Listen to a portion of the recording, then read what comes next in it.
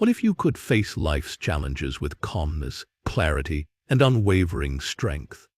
Welcome back to Stoic Way, where we explore timeless wisdom to help you live a happier and more meaningful life. In today's video, we're diving deep into the profound connection between Stoicism and mental health. Whether you're new to philosophy or already familiar with Stoic teachings, this discussion will equip you with practical tools to navigate stress, uncertainty, and adversity. Together, we'll uncover how embracing Stoicism can transform your mindset and lead to lasting well-being. Let's get started. Distinguishing between what we control and what we don't. One of the foundational principles of Stoicism revolves around understanding the distinction between what lies within our control and what does not. According to Stoic philosophy, the only aspects entirely under our dominion are our thoughts, opinions, and actions. External occurrences, such as other people's behaviors, random events, or even the outcomes of our efforts, are beyond our influence. By focusing solely on what we can manage, we conserve emotional energy and channel it toward self-improvement. This shift in perspective empowers us to approach challenges rationally rather than reacting impulsively. Imagine freeing yourself from the frustration caused by uncontrollable circumstances. Wouldn't that bring immense peace? Living in harmony with nature. Another pivotal tenet of Stoicism is living according to nature. This doesn't mean retreating to the wilderness, but instead aligning ourselves with the natural order of existence. Stoics believe that everything happening in the universe serves a purpose, whether or not we comprehend it immediately. Acceptance becomes a powerful ally here. Instead of resisting inevitable changes, we learn to embrace them with gratitude and curiosity. Furthermore, living according to our rational nature as humans means utilizing reason, the highest faculty of the soul, to make sound decisions, act morally, and rise above irrational impulses. Through this practice, we cultivate both happiness and virtue, the pursuit of self-improvement. Stoicism isn't merely about passive observation. It calls for active participation in shaping one's character.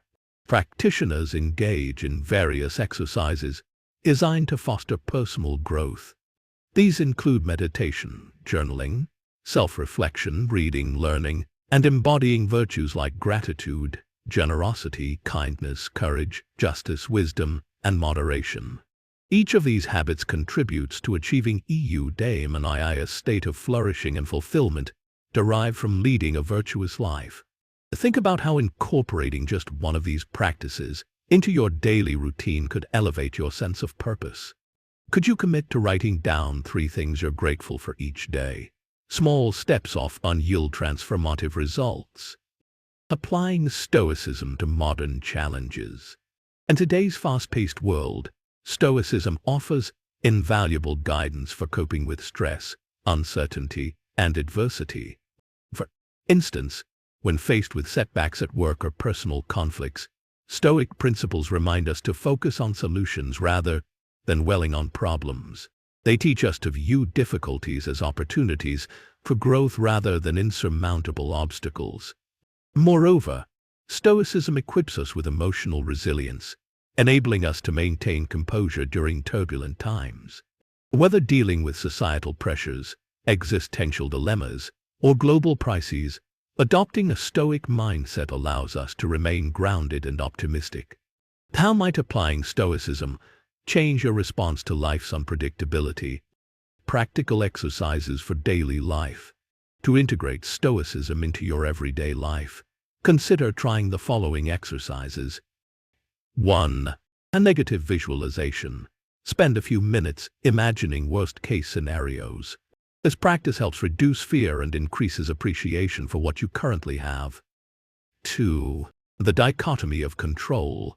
Write down situations causing you stress and categorize them into controllable and uncontrollable. Focus your efforts exclusively on the former. 3. Morning reflection. Begin each day by setting intentions. Ask yourself, how can I embody Stoic virtues today? 4. Evening journaling. Reflect on your day. Identify moments when you acted virtuously and areas where improvement is needed. These exercises reinforce Stoic values while promoting magnificence and emotional intelligence. Over time, they become second nature, guiding you toward a more balanced and fulfilling life. In summary, Stoicism provides timeless wisdom for enhancing mental health and navigating life's complexities. By distinguishing between what we control and what we don't, living harmoniously with nature, and committing to self-improvement, we unlock the potential for enduring happiness and resilience. Now, it's your turn. Share your thoughts in the comments below. How has Stoicism impacted your life? What challenges have you overcome using its principles? And most importantly, how do you think Stoicism can address pressing global issues like climate change or social unrest? Stay tuned because next up, we have an exciting discussion featuring Benjamin and Emma, two insightful guests, who will delve deeper into the relevance of Stoicism in modern society. Don't miss their conversation. It's sure to inspire and enlighten. Until then, stay calm, stay rational, and stay happy.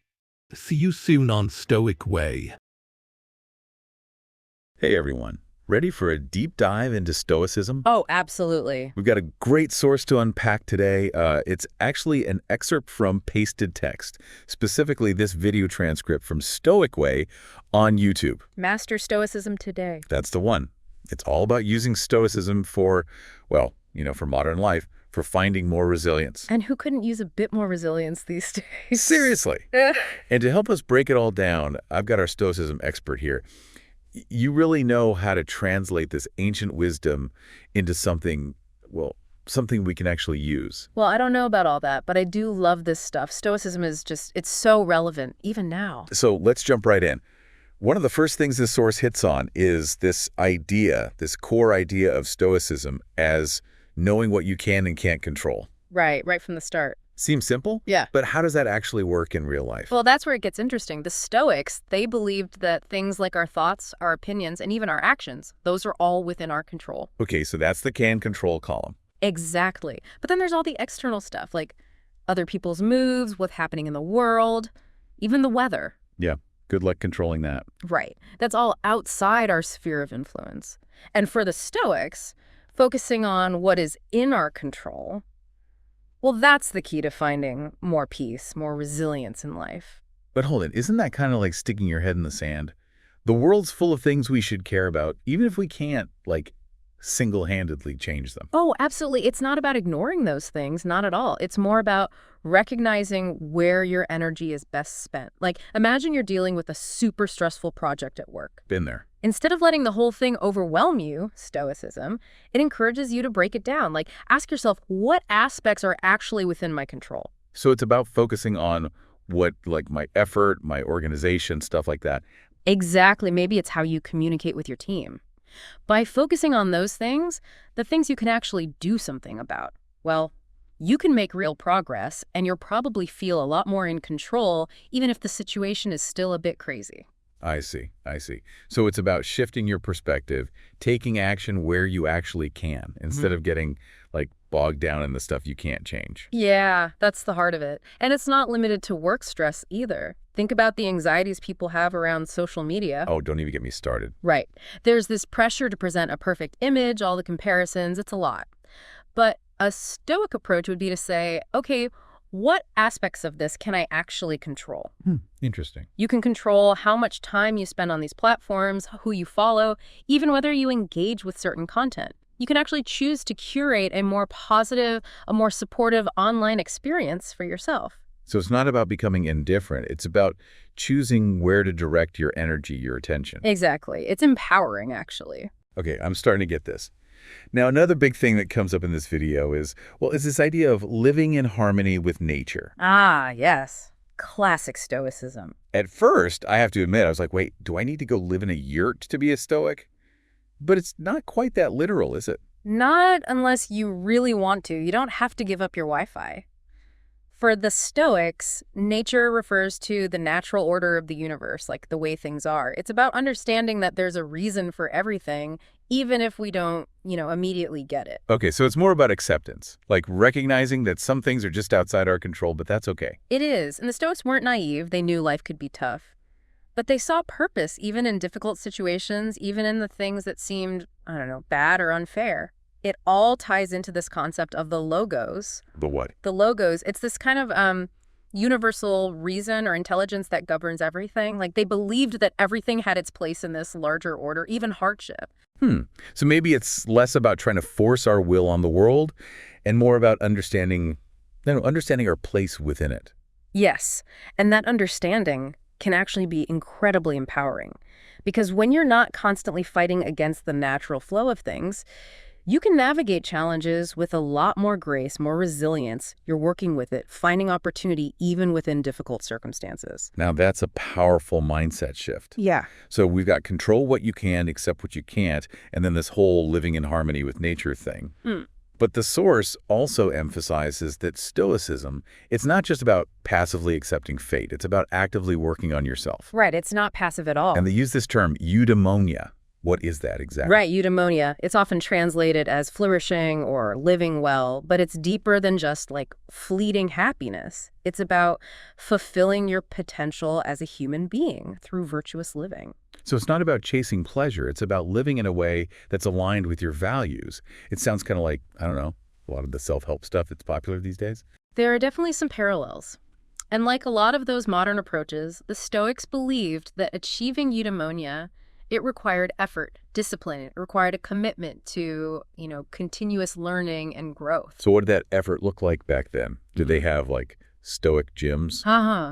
Not quite. But they were big on practices like meditation, journaling, self-reflection, things that are, still very relevant today.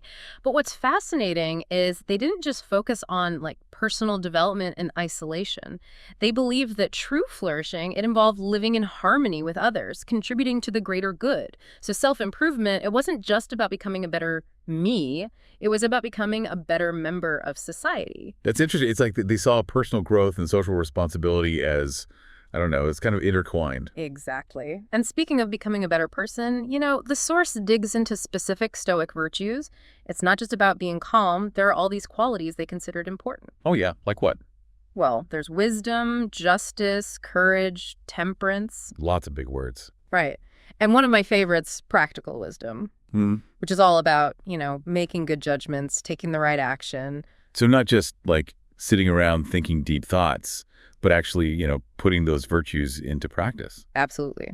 They believed that embodying these virtues was essential for living a fulfilling life. It wasn't just about thinking the right thoughts. It was about acting in accordance with those thoughts, making choices that align with your values, and really striving to be your best self in every situation. Wow. So it's starting to feel less like this ancient philosophy and more like, I don't know, more like a blueprint for navigating modern life. I think so, too. And, the source, they highlight that by giving some specific examples of how Stoicism can actually help with modern problems, like how do you deal with setbacks at work, conflicts in your relationships, the constant pressure to achieve. The Stoics, they had some surprisingly relevant insights for all of that, even though they lived in a very different world. And that's what's so fascinating, right? This isn't just some dusty old philosophy. It's something that can be really useful in our lives, like right now. And what's cool is that the source, it actually gives us some concrete exercises to try. Little Stoicism experiments, I guess you could call them. Oh, I love those. For example, there's this thing called negative visualization, which sounds kind of counterintuitive. It's basically about imagining worst-case scenarios, like, what if I lose my job? What if I miss my flight? It sounds scary. But the idea is that, by confronting those fears, by imagining them, you actually reduce anxiety. And you might even appreciate what you have even more. It's like a mental fire drill. By mentally rehearsing how you'd handle those situations, they lose some of their power to scare you. So it's not about being pessimistic, it's about being prepared. I think so. Now, another one they mentioned, it's the dichotomy of control, which seems, I don't know, maybe a bit more straightforward. It's about writing down a situation that's causing you stress and then literally dividing it into two columns. What you can control, what you can't. Right. And then the trick is to really focus your energy on what's in that controllable column. I actually found this really helpful for dealing with social media anxiety. Oh, yeah. I realized I can't control what other people post, but I can control who I follow and how much time I spend, just endlessly scrolling. Oh, that's good. It's a simple shift in perspective, but it can make a big difference. I love that. It's so practical. And it makes you realize how much energy we waste on things we have absolutely no power over. Exactly. And it reminds you to redirect that energy toward things where you actually can make a difference. Okay, adding that to my to-do list. Now, the next two exercises seem, I don't know, maybe a little more zen. There's morning reflection and evening journaling. Yeah, those are all about building more mindfulness, more self-awareness into your daily routine. Morning reflection, it's about starting your day with intention. So, like, what would a Stoic ask themselves in the morning? Maybe something like, how can I embody Stoic virtues today? Or even just taking a few minutes to really appreciate what you have in your life. It's about setting a positive tone for the day. Okay, that makes sense. And evening journaling, that's more about processing the day's events, right? Exactly. Reflecting on your actions, seeing where you lived up to your values, and, maybe where you could do better next time. So it's a way to, hold yourself accountable, make sure your actions are matching up with your aspirations. Exactly. And it can be really helpful for identifying patterns in your behavior. Like maybe you notice that you tend to get stressed out in certain situations or that you react, kind of impulsively when you're tired. By becoming aware of those patterns, you can start to make more conscious choices about how you respond. And the best part is, it doesn't have to be this huge time commitment. Even just a few minutes of reflection each day can make a difference. I agree. Small, consistent steps can lead to big changes over time. I like that.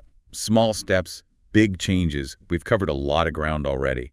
The core idea of controlling what you can, accepting what you can't, actively working on yourself, and then even some practical tools to try out. But this source, it doesn't stop there. They go on to talk about how Stoicism can actually help us address some of the biggest challenges we're facing as a society.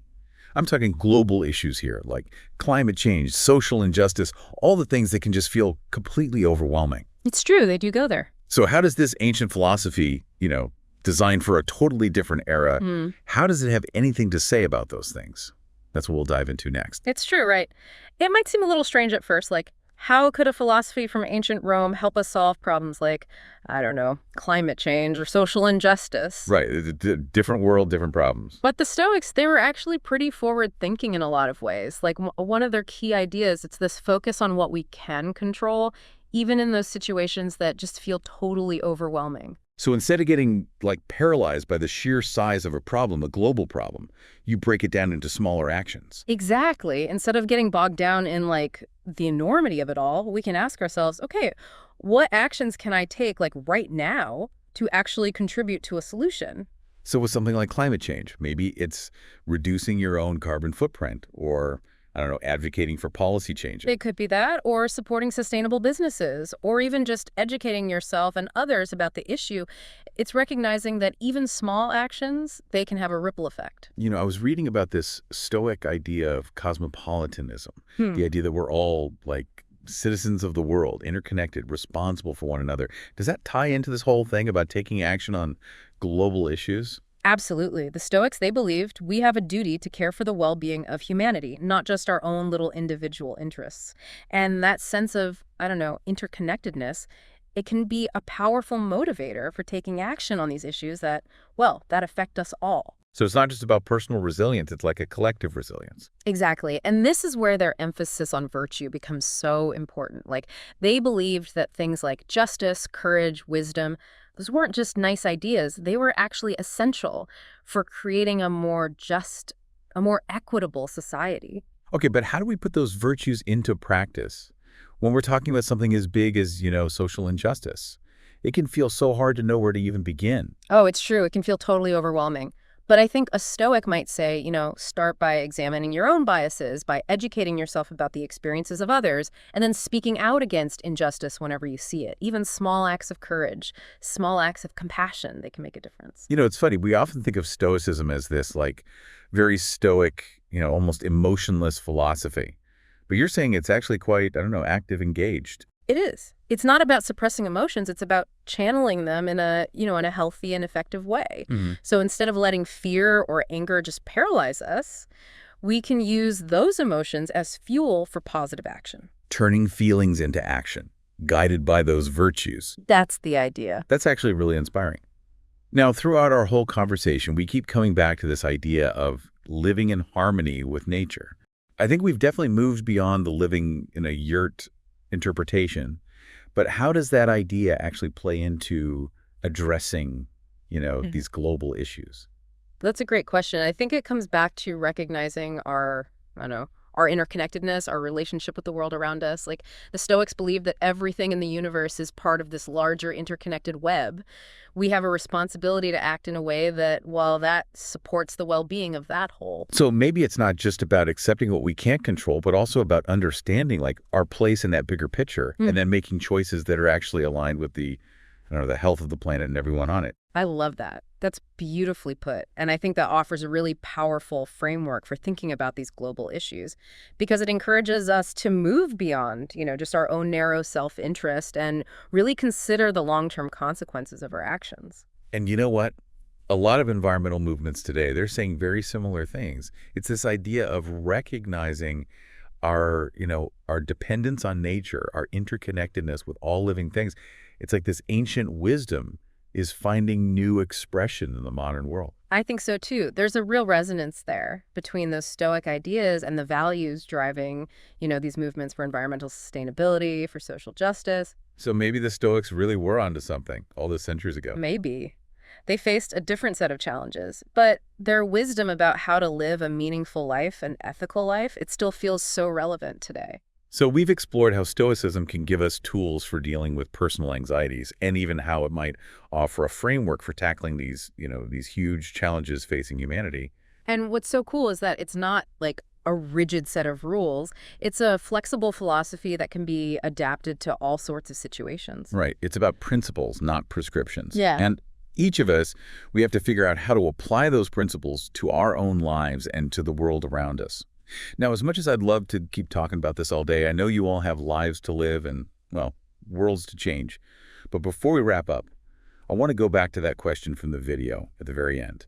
They ask how Stoicism could be applied to global issues, but then they kind of leave us hanging. Oh, yeah, they do. So I'm going to put that question to you, our listener. What global issue is like top of mind for you right now? Yeah. And how could a Stoic approach maybe offer a fresh perspective on that issue?